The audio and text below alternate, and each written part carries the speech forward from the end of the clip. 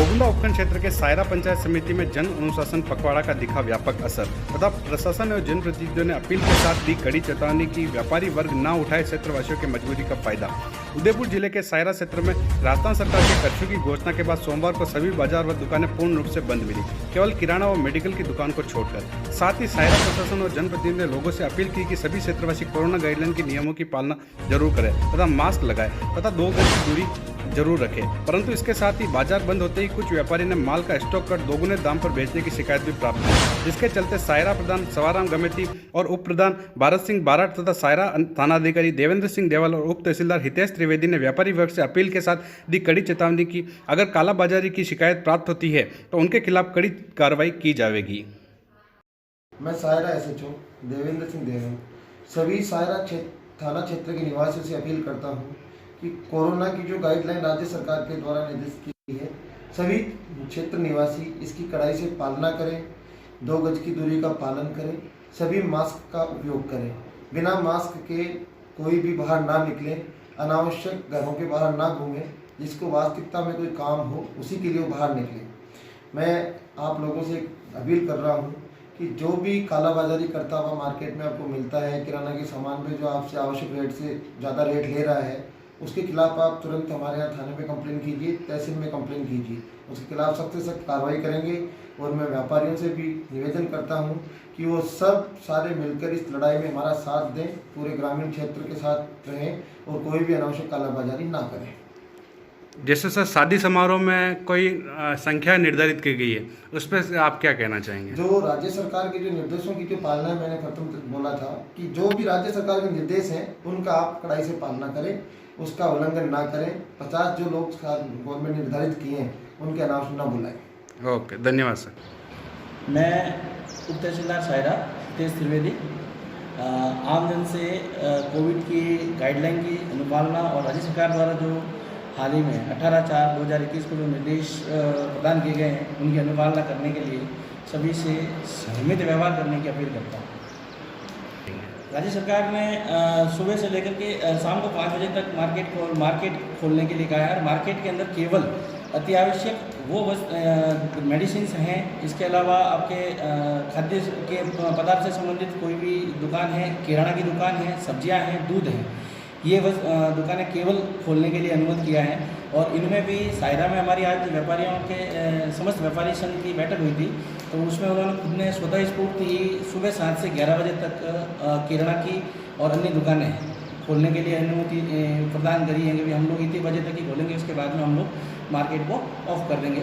तो उस हिसाब से किसी भी इतने समय में किसी भी व्यक्ति को किराना के सामान या किसी प्रकार की कोई किल्लत नहीं आएगी और हम इस कोविड के कोई स्प्रेड जो बहुत तेज़ी से फैल रहा है, इस स्प्रेडर को भी हम बचा सकते हैं। जी सर, तो ये व्यापारियों में जैसे एक देखने को मिला कि कालाबाजारी बहुत जल्दी से फैल जाएगी लॉकडाउन में, क्योंकि पिछले लॉकडाउन में भी हमने देखा था। तो इस बार आपने प्रशासन की तरफ से क्या कार्रवाई होगी जो कालाबाजारी करेगा और जो मूल्यों को खाद्य पदार्थों पे ऊपर मूल्य बढ़ा कर लेगा? नहीं, इस प्रकार की किसी भी गतिविधि को जो है साइन नहीं किया जाएगा। समस्त व्यापार संघ के लोग और व्यापारी को आए थे, तो थानेदार साहब भी हमारे साथ थे, तो हमने उस मीटिंग में भी बोल दिया कि किसी भी स्तर पर कालाबाजारी को साइन नहीं किया जाएगा और वो दुकान तो सीज होगी, उसके अलावा आवश्यक वस्तु अधिनियम के अंतर्गत उसके ऊपर कार्रवाई और होगी, तो उसमें उनको संभवतः जेल भी जा सकते हैं।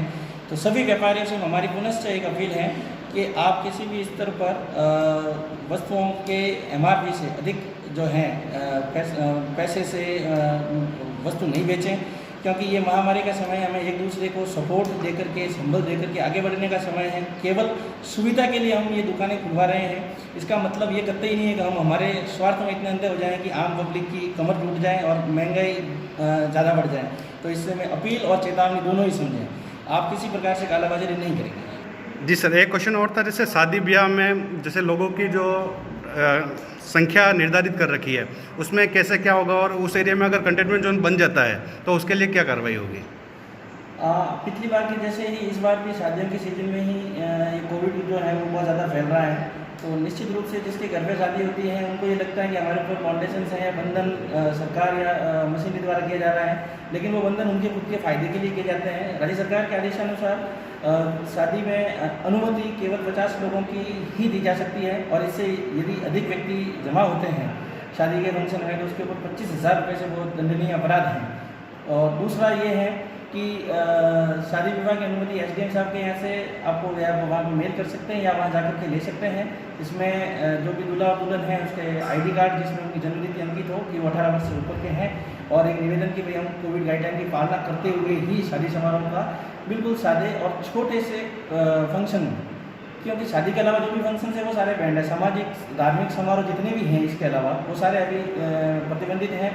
शादी और मृत्यु ये दो एक अति आवश्यक के अंतर्गत रखे गए हैं। इनको 50 व्यक्तियों की अनुमति से शादियां और 20 व्यक्तियों की अनुमति से अंत्येष्टि संस्कार, ये अनुमति। इसके अलावा कहीं भी कोई भी व्यक्ति का ज़्यादा जमाव जो है वो प्रतिबंधित है। दूसरा ये है कि सार्वजनिक स्थानों पर गुटखा खा करके थूकना या वैसे ही थूकना वो पूर्ण रूप में प्रतिबंधन की श्रेणी में आता है, क्योंकि हम सभी जानते हैं कि कोविड का जो फैलाव है या संक्रमण जो है वो मुंह से लार के द्वारा ही होता है। तो हम यदि गुटखा खा करके एक व्यक्ति दूसरी जगह थूकता है तो वहाँ से वो जो वायरस है दूसरों को संक्रमित कर सकता है।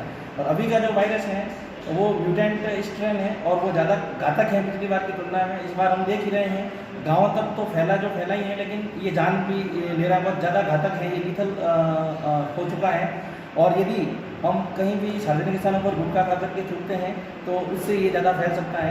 तो प्लीज़ ये सभी से रिक्वेस्ट है कि कोई भी व्यक्ति सार्वजनिक स्थानों पर नहीं थूकें और सार्वजनिक स्थानों पर मद्यपान, गुटखा, बीड़ी, तंबाकू का सेवन नहीं करें। ओके, धन्यवाद। यस, मैं सेवाराम कमेटी प्रधान पंचायत समिति सायरा।